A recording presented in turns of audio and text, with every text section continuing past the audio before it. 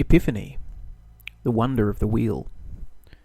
Epiphany, the glory of Rome. Epiphany, Stuttgart sparkles in the sunny sun. Epiphany, where's mine? Where's yours? Epiphany. That was a poem sent in by a listener whose name I have here is Alex. I'm not sure if that's a real name. I'm sure it is, but it's what I have here written on my sheet. Look, I should say it's surprising that it was sent in at all, because this is, of course, the first broadcast of Jammin with the Packman. My name is Stuart Packham, and I am your host. My name is not Packman or Packman, but for the purposes of the title and for a bit of added cachet, I thought that Jammin with the Packman sounded like the way to go. Some other names that were considered, of course, were Shacking Up with Packham, The Taking of Packham 1, 2, 3, and After Hours Talkback. So, what we settled, Mitch, my producer, and I, on Jammin with the Packman. So, and looks like we have a caller on the line. That's good. Surprising indeed.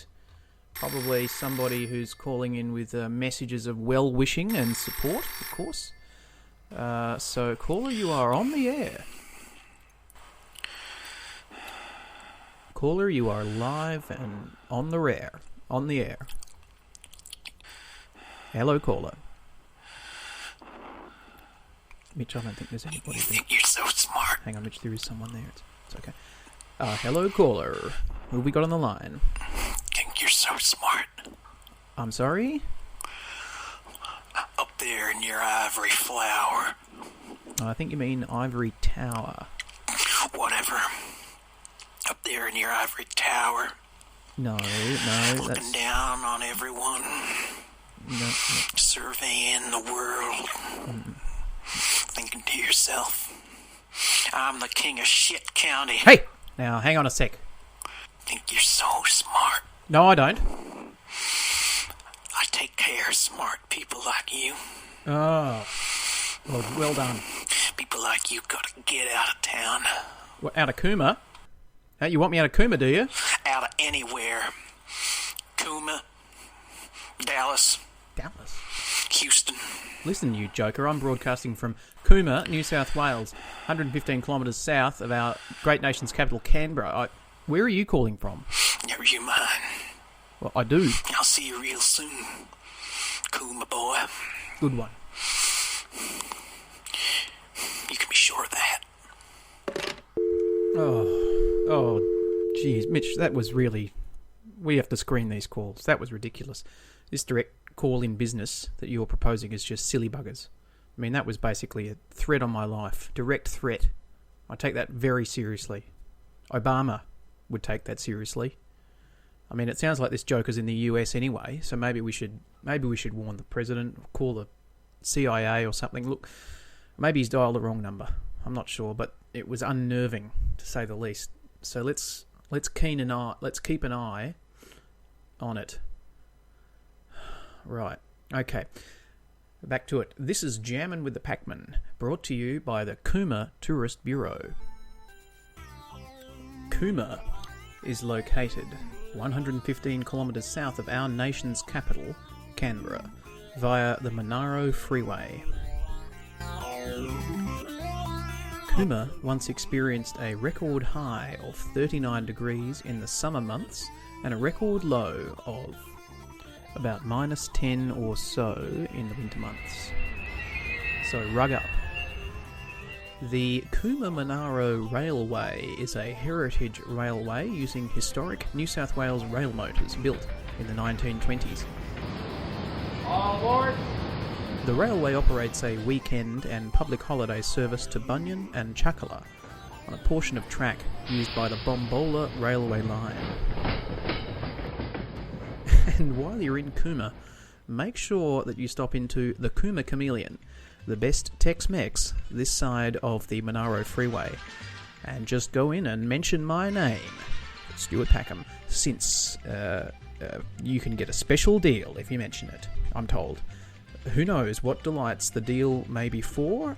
A free Coke with every quesadilla, maybe some extra jalapenos, or maybe a little bit of complimentary guacamole. Arriba!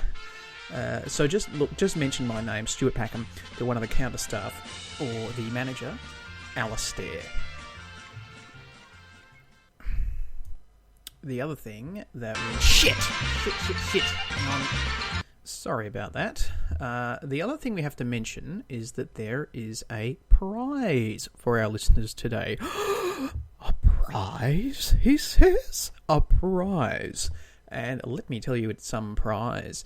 But you have to answer a question, okay? I'm not giving this away. First caller in to answer the question wins the prize. The question is, who died 68 years ago today by suiciding himself? And I'll give you a hint. If he was alive today, he may be using Twitter. I mean, Twitler. Yes, Twitler. Let's just say this dictator would be using Twitler. Just a little hint for you out there. And the first caller to call in with the right answer will receive, drumroll please, a brand new Holden Monaro picture that I drew earlier today. Put it on your wall, put it on your office, take a look at it, take a photo of it, sell it, put your dinner on it, copy it, trace it, give it to Fido or Pussy or Chirps or Nibbler or... it took me about an hour or so, and I copied it out of the used car section in the Cooma Monaro Express, the finest Cooma-based newspaper going around. It was drawn using Pentel pencils. Pentel is the only pencil Stuart Packham uses. And the name of the picture I call Parked Monaro. And now it's time for some music. This is Elton John with The One.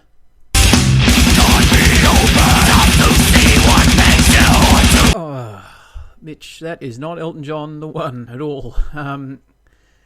Right, it's the one with him on the front. The CD with him on the front, sort of, when he's holding his head. No, that's Honky Chateau. No, that's The Fox. That CD's not even Elton John. That's the Spin Doctors. No, that's a cup. Mitch, you're holding up a cup. Hang on. Yep, no, that's the one. That's the one. Load it in. Cue up The One. All right. This is Elton John with The One. This is Jammin' with the Packman.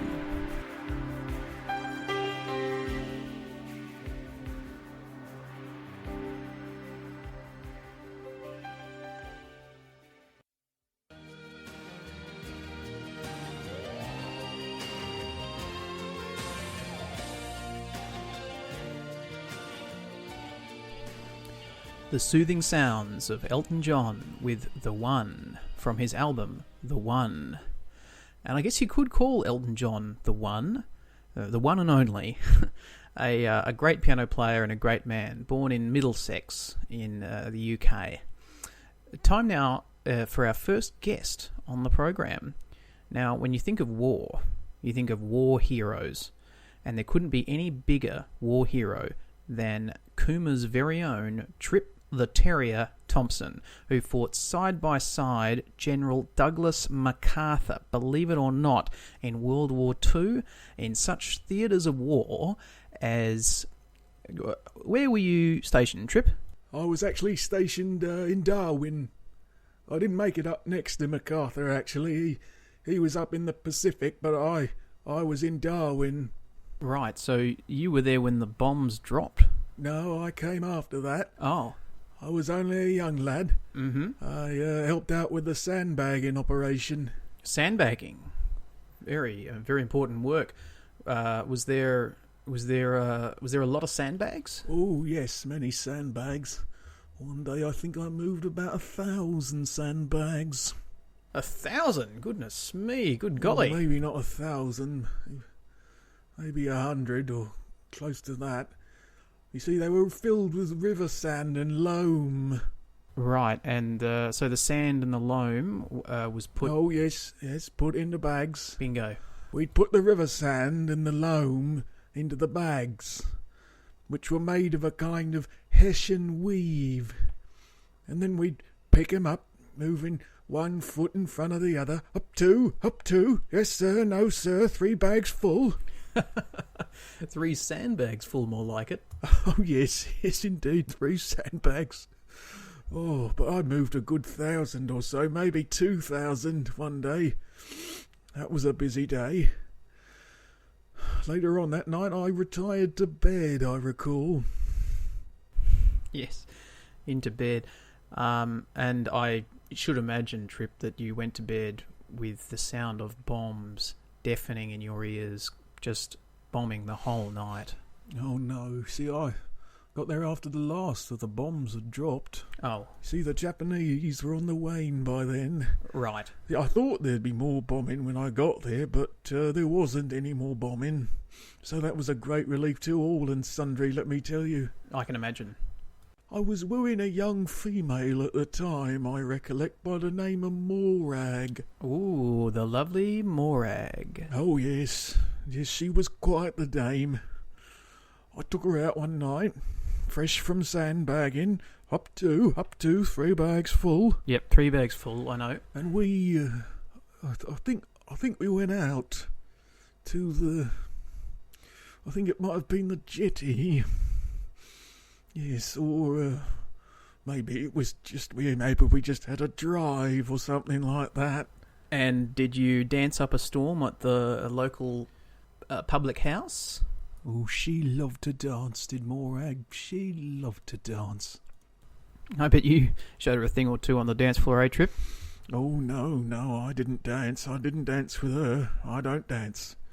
It's one of the reasons we had a blue that night, you see.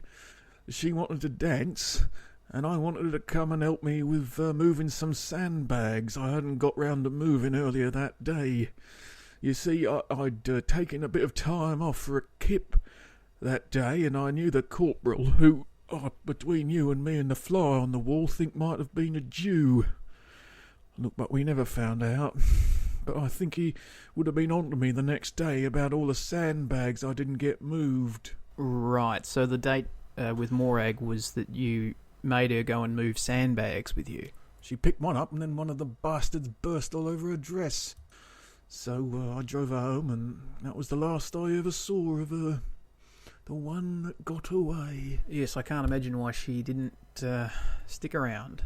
Like sands through one's fingers. Indeed. Well, Trip, that was a fascinating discussion. It's always an honour to have a war hero in my midst. And tell us, why did they call you Trip the Terrier? There's got to be some tale behind that, I wager. Well, I think they called me that because I'd often run around screaming at night.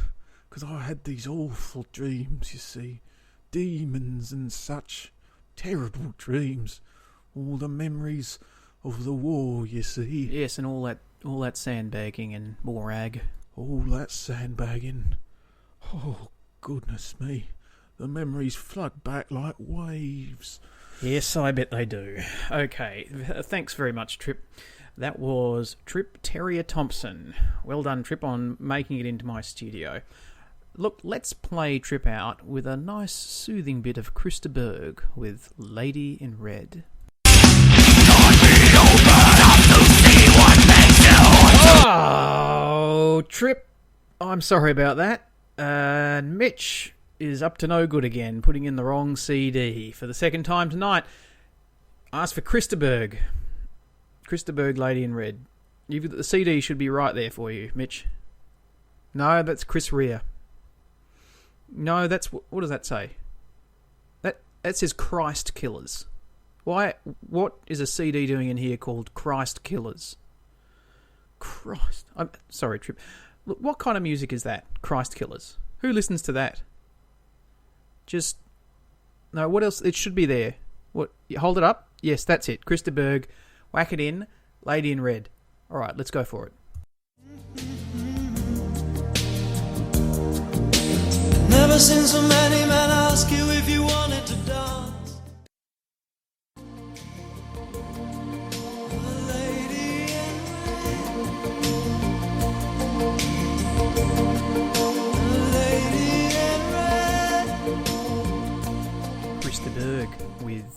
My Lady in Red.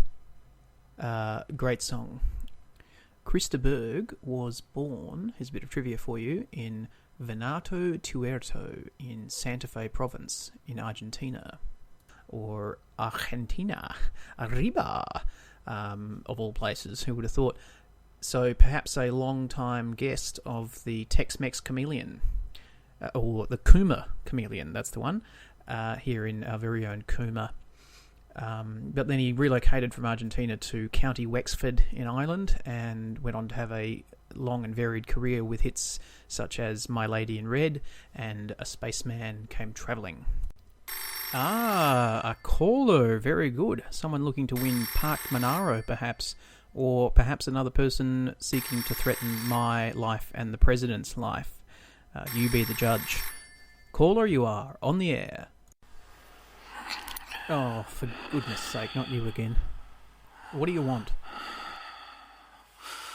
I'm going to answer your question. What? Your question about the suicide man. That Twitler thing you was talking about, so I can win that new speedster you was mentioning. Oh, okay, the speedster, sure. Okay then, the question was, who died 68 years ago today by suiciding himself? And the hint was that if he was alive today, he would be using Twitler and the blogosphere and trimming his little moustache, like Chaplin's moustache. Yeah, I got your answer right here. Well, let's hear it, Gunga Din. Stalin. Ooh, dear, oh dear, oh dear. I'm afraid you're not correct. Incorrect. That was not the right answer. That's a big cross, I'm afraid. I'm not wrong. Oh, didn't you hear the noise? That noise means wrong, I'm afraid. You think you're so smart? Well, I do think, with all due respect, that my question wasn't that difficult. Well, I do think, with all due respect, that I'm gonna kill you. Okay, well, there's an express threat there now, so maybe we could try and get Barack Obama on our show. I'm sure he does. I'm sure there's a media person that we can speak to about that, Mitch. Could I just leave that with you to have a look for? So moving along, it's time for our next segment, which is called Is It Legal? And we welcome our resident lawyer and expert, Marshall Tunbridge. Welcome, Marshall. Thanks, Stuart. Good to be here. You know, I've been in a bit of a dispute myself recently. Oh, yes? Yes, my pig-headed neighbour, let's just call him Randolph. His name's not actually Randolph, is it? Oh, no, it's Thomas. Right. Anyway, so Randolph, as we'll call him, has decided, in his immense wisdom, that it would be a good idea to put a shed up next to the dividing fence between our properties. Didn't ask me about it, just erected a shed. And guess what? It's like this guy, this joker, has constructed the bloody Colossus of Rhodes next door, or the Mausoleum of Halicarnassus, because this thing is the size of a small house. Right, and what's the issue? Okay. A, most importantly, it's very high, and it's blocking out the sun. Right, so the lovely Cooma sun. Blocking out the sun. B, I don't know if he got council approval for it. And C, it's a dreadful olive green colour, and it looks like utter garbage, and it needs to be pulled down and demolished. So it's actually blocking out the sun. Well, no, it's not blocking out the sun. It's just poking its head over the top of the fence. It just looks awful. Look, unfortunately, Stuart, there's not much you can do about that, unless you didn't get council approval. Nothing I can... What about an easement of light, or is there a common law tort of nuisance there? Not if the shed's just poking out over your fence and isn't actually blocking out the sun to your house. Even then you'd be struggling. Does the case of P-Bear Investments, Proprietary Limited, and University of New South Wales, square brackets 2007, New South Wales Land Environment Court 12. Help me in any way. I don't know that case, I'm afraid. Right, so you don't know that case, don't know if it helps me or not. Well, what's it about? Well, it was a case about the trees, in brackets, disputes between neighbours, close brackets, Act 2006, New South Wales. Sounds like that legislation's about trees, though, not sheds. Or maybe there's some analogy. Well, specific legislation dealing with trees, not sheds. Right, is there a Shed Act? Not to my knowledge, no. Right. Are there any callers on the line? Doesn't look like it. Right. I used to be a lawyer, Uh-huh. but then I got out of it because there was an opportunity that I was given at what used to be called Triple M in Perth. Okay. I think they've still got Triple M in Victoria, but it didn't go very well, and but that's the fickle nature of the beast. Yes. I imagine radio is a pretty rough and tumble sort of thing. It is indeed rough and tumble. Look, thanks, Marshall, for coming in, and that brings me to the end of my 23-minute allotment here on Radio Cooma. Thanks for joining me. I'd like to thank my guests, Marshall Tunbridge, Trip the Terrier Thompson, the lunatic who called in a couple of times, and of course my line producer, Mitch, without whom I couldn't do this job. Thanks, Mitch. We're going to leave you now with Randy Newman's Short People from the album Little Creatures, Little Criminals. Bye-bye.